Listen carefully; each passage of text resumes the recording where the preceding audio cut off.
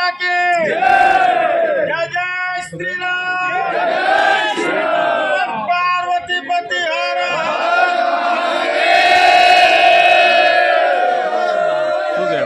मुक्त करावવું છે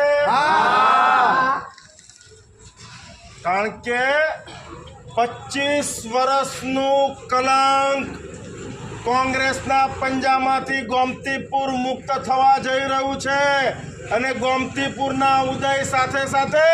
ભારતીય જનતા પાર્ટીનો ગોમતીપુરનું રતન આ ઉદયભાઈનો પણ કોર્પોરેટર તરીકેનો ઉદય થઈ રહ્યો છે અને સાથે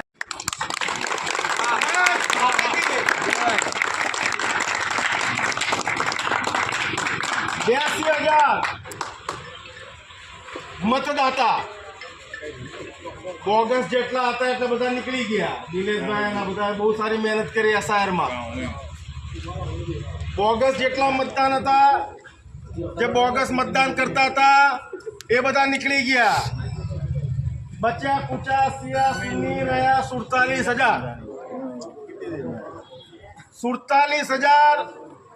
અત્યાર સુધી એક હતા પણ લાગે છે ઈરાન ઇરાકના જે યુદ્ધ ચાલી રહ્યું છે એની અસર પણ અહીંયા થઈ રહી છે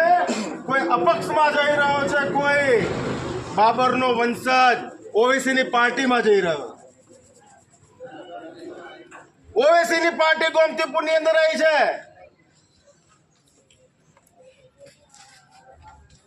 તો તમે એકજૂટ નહીં થાવ તો ગોમતીપુરમાં ભારતીય જનતા પાર્ટીનો 25 વર્ષ બાદ ઉદય કઈ રીતે થશે 25 વર્ષ બાદ આપણાને એક અવસર મળ્યો છે અને ઉમેદવાર પણ આપણાને એવા આપ્યા છે